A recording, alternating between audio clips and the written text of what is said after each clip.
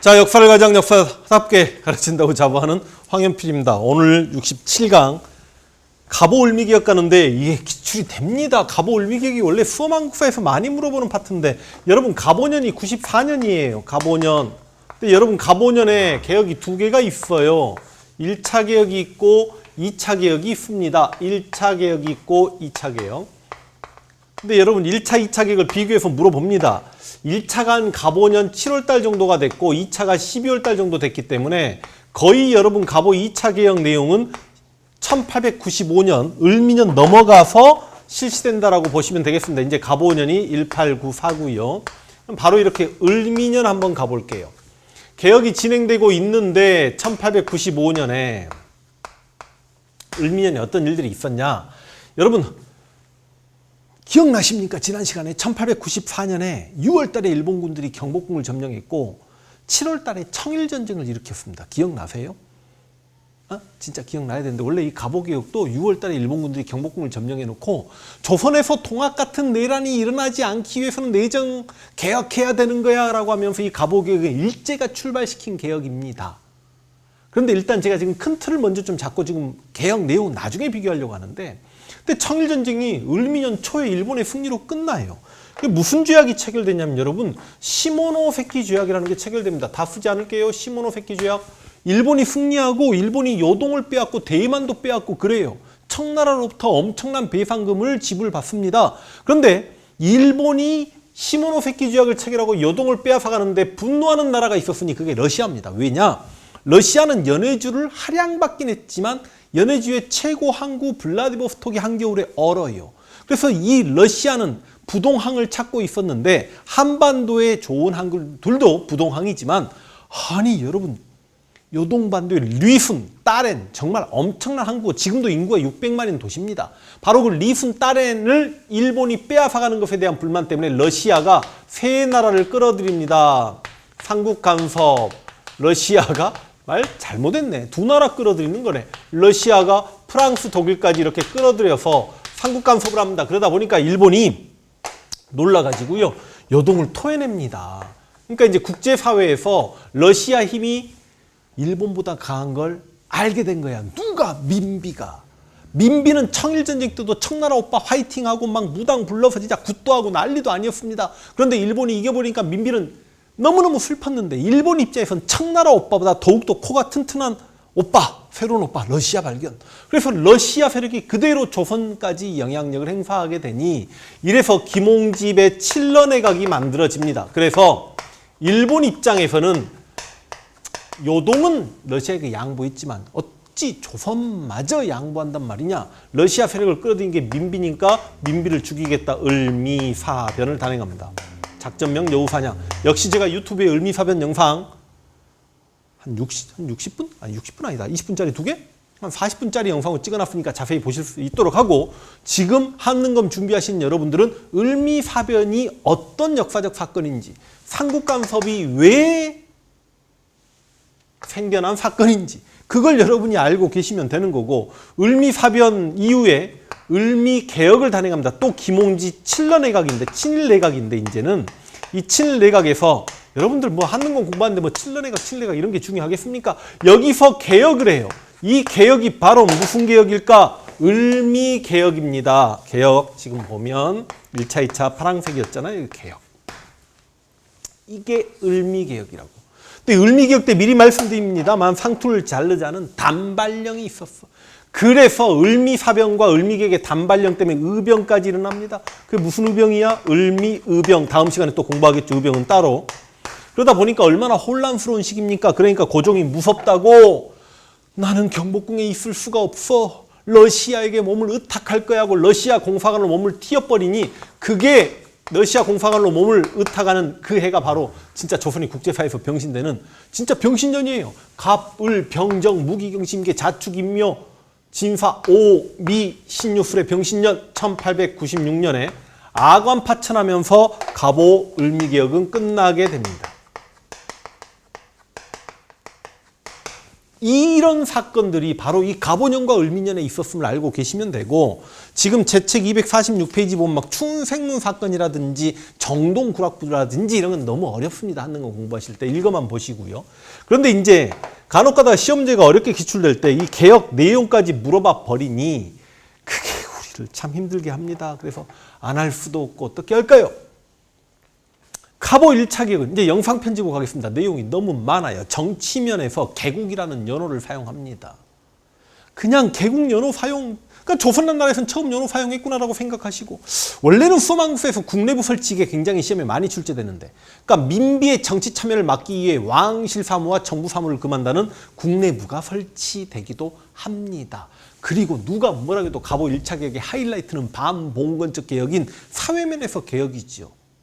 신분제도가 폐지됩니다. 시험에 너무너무 많이 출제됩니다. 바로 이 갑오 1차 개혁 때 신분제도가 폐지되면서 우리는 평등사회로 이제 전환하게 된 겁니다. 신분제 폐지는 다른 말로 노비제 폐지라고 합니다. 신분제 폐지, 노비제 폐지 너무 중요하고, 나머지 조혼 금지, 연자제 금지, 고문 금지, 형벌 금지, 그리고 여성의 재가 허용, 이런 것들이 바로 갑오 1차 개혁의 반봉건적 개혁이고,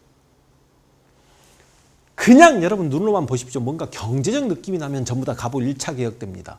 조세의 급납화, 음본이하 폐제, 도량형 통일, 재정의 일원화. 다 갑오 1차 때예요. 됩니까? 근데 여러분 가장 중요한 건 갑오 1차 개혁 때는 누구였냐면 김홍집 내각이었습니다.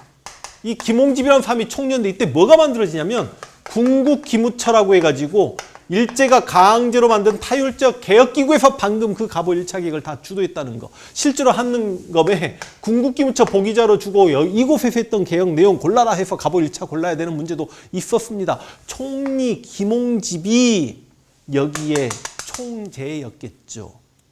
그러니까 여러분 혹시 기억나십니까? 동학농민군과 정부가 화해해서 조선 정부도 스스로 개혁하겠다 교정청을 만들었었는데, 그 교정청을 없애버리고 바로 타율적 개혁기구인 궁국기무처가 만들어져서 이런 많은 개혁을 했던 건데, 실제로 일제는 궁국기무처를 만들어 놓고 관심을 갖지 않습니다. 우리 조선의 개화 관료들이 오히려 더 많은 개혁을 해버린 겁니다. 궁국기무처에서 조선의 개화 관료가 많은 개혁을 해버리니까 일제 입장에서는 조선이 진짜로 많이 개혁을 하게 되면 불안하잖아. 조선의 진정한 아름다운 개혁을 일본이 원했을까? 그래서 여러분 전쟁의 승기를 잡은 일본이 궁국기무처를 없애야 되겠네. 7, 8명을 데리고 와서 조선의 내정 개혁에도 더욱 간섭을 해야 되겠네. 그래가지고 김홍집에 박용효를 데리고 옵니다. 갑신정변 때 주역이었던 박용효 기억나십니까? 그래서 김홍집과 박용효의 연립내각이 만들어지는데, 이때는요 궁국기무처를 폐지시킵니다. 그러니까 갑오 1차 개혁은 궁국기무처가 주도했고 갑오 2차 개혁 때는 궁국기무처가 폐지된다라는 거. 진짜 너무 어렵다. 이 갑오 2차 개혁 때 고종은 종묘에 나가서 독립서거문을 읊었고, 교육입국조서라는 것도 반포해서 이런 학교를 세우겠습니다라는 약속도 했고, 갑오 1차 개혁의 내용을 껴안고 홍범 14조를 반포하기도 합니다. 이게 다 갑오 2차 개혁 때예요.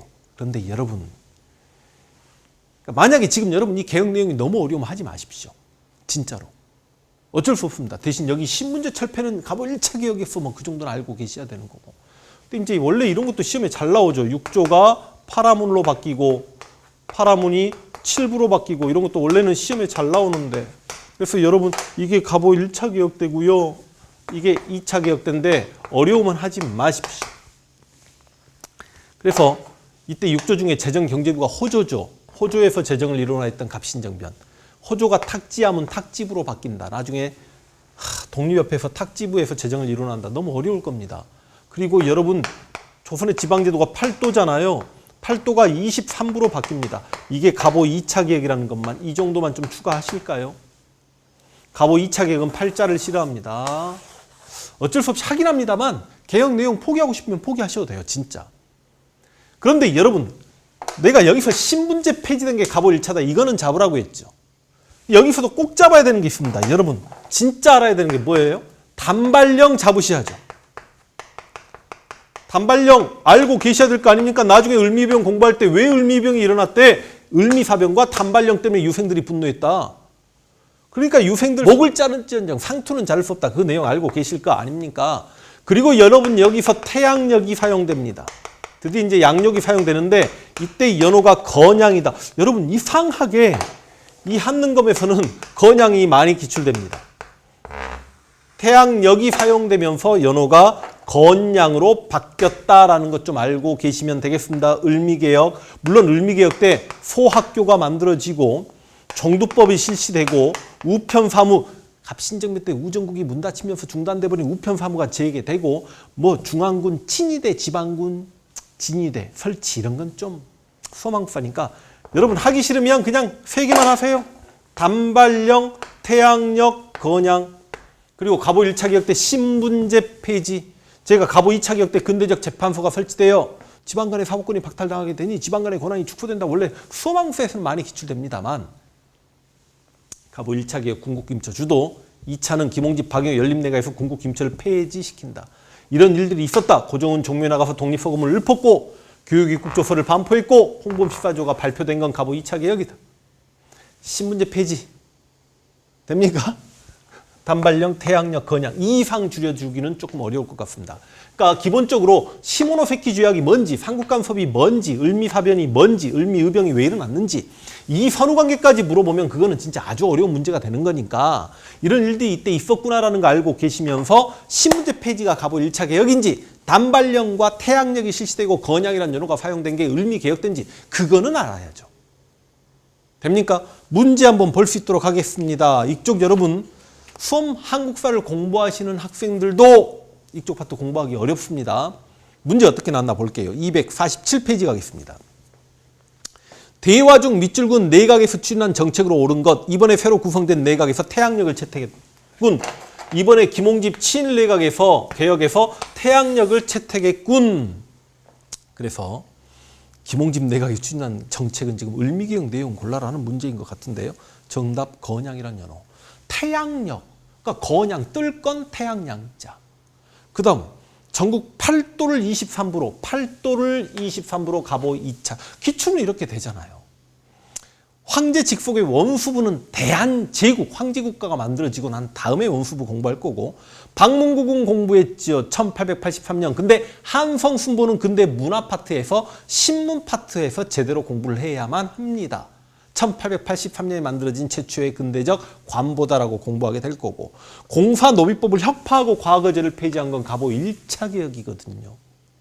이렇게 기출이 되니 어쩔 수 없이 제가 다 말씀드립니다만 우리는 상대평가가 아니고 절대평가니까 시험에 진짜 나올 만한 내용만 먼저 접수하고 있어도 막말로 태양력과 건양이 을미개혁인지 말아도 문제는 풀었지 않습니까?